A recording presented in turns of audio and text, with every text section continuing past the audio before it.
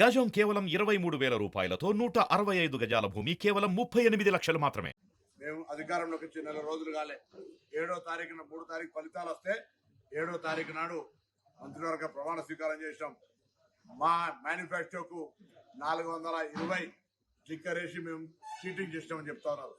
ఎవరైనా సపోజ్ అప్పు తీసుకుంటే కూడా ఒక ఏడాదిలో కడతామని కట్టకపోతే 13వ నెల కేసు పెట్టడానికి అవకాశం ఉంటుంది నాకు తెలిసి.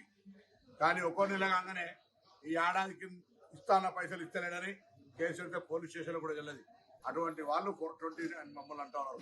కానీ టీఆర్ఎస్ పార్టీ 10 సంవత్సరాలుగా ఈ ప్రభుత్వాన్ని పరిపాలించి సెక్షన్ 379 కింద థెఫ్ట్ దొంగతనం చేసింది తెలంగాణ ప్రజల ఆస్తిని. అదేవిధంగా 384 సెక్షన్ కింద ఎక్స్టార్షన్ అంటే భయపెట్టి లేదా ఇతరత్ర అధికార బలం ఉపయోగించి ప్రజల సొమ్మును గుంజుకున్నది ఎక్స్టార్షన్ దగ్గర సెక్షన్ 384. అదే 392 సెక్షన్ కింద రాబరీ కేసు తీసుకొని ఈ యొక్క తెలంగాణ ప్రజల ఆస్తిని దొంగలించారు.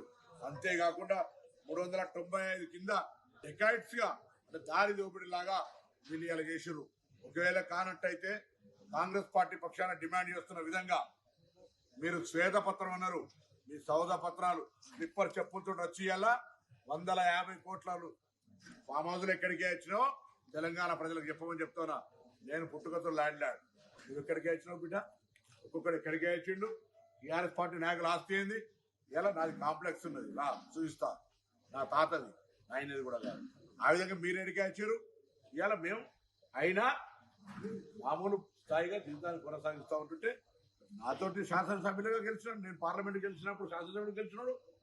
ఆనాడు ఆర్థిక పరిస్థితి ఇవాళ 1000 కోట్ల ఆస్తి ఎక్కడికి వచ్చి శాసనసభ్యుడిగా గెలవడానికి ప్రధాన కారకులైనటువంటి గ్రామీణ కాంగ్రెస్ కార్యకర్తల్ని గ్రామాల వారీగా కలిసి ధన్యవాదాలు చెప్తా ఉన్నాం.